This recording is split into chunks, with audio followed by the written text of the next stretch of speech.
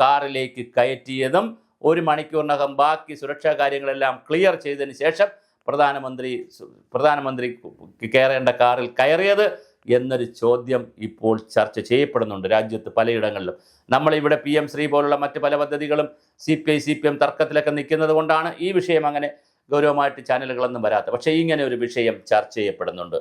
അപ്പോൾ നരേന്ദ്രമോദിയെ ഭൗതികമായി കൈകാര്യം ചെയ്താലും അത്ഭുതമില്ല. കാരണം ഇന്ത്യ ഒരു റൈസിംഗ് ഇന്ത്യ എന്നുള്ള നിലയിൽ ഇന്ത്യ പല കാരണങ്ങളാൽ അത് ഈ റൈസിംഗ് ഇന്ത്യ എന്ന് പറയുമ്പോൾ നരേന്ദ്രമോദിയുടെ മാത്രം ഒരു ഭരണ നേട്ടമായിട്ടല്ല. അതിപ്പോൾ കഴിഞ്ഞ കുറേ വർഷമായി ഭാരതത്തിൽ നടന്ന, പ്രത്യേകിച്ച് മൻമോഹൻ സിംഗിൻ്റെ ഭരണത്തിന് ശേഷമുണ്ടായ ലിബറൽ നയങ്ങളിലുമൊക്കെ പല ഗുണങ്ങളും ദോഷങ്ങളും ഒക്കെ വന്നാണ് ഇതിനെ കൾമിനേറ്റ് ചെയ്ത് വന്നത്. അല്ലാതെ ഒരു ദിവസം രാവിലെ കൊണ്ട് വന്നതല്ലല്ലോ, അല്ലെങ്കിൽ 8-10 വർഷത്തെ ഭരണം കൊണ്ട് മാത്രം വന്നതല്ല. പക്ഷേ ഇങ്ങനെ വന്നു. ഇപ്പോൾ അതിൻ്റെ ഒരു കൾമിനേഷനിലേക്ക് വന്നുകൊണ്ടിരിക്കുന്ന, അല്ലെങ്കിൽ ഒരു ഹൈപ്പിലേക്ക് വന്നുകൊണ്ടിരിക്കുമ്പോൾ നരേന്ദ്രമോദിയെ കൈകാര്യം ചെയ്യുക എന്നുള്ള ഒരു ലക്ഷ്യം ഉണ്ടായിരുന്നുവോ എന്നൊരു ചർച്ച ലോകത്ത് നടക്കുന്നുണ്ട്.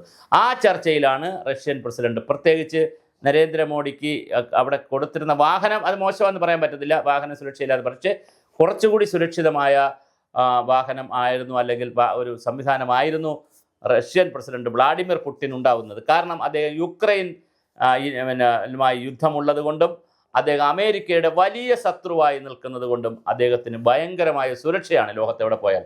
അത്രയും ഭയങ്കര സുരക്ഷിതത്വമുള്ള ആ കാറായാലും സംവിധാനങ്ങളായാലും ഒക്കെ വളരെ വലിയ ബുള്ളറ്റ് പ്രൂഫ് എന്നൊന്നും പറഞ്ഞാൽ പോരാ, അത്രയ്ക്ക് വലിയ സംവിധാനമാണ്.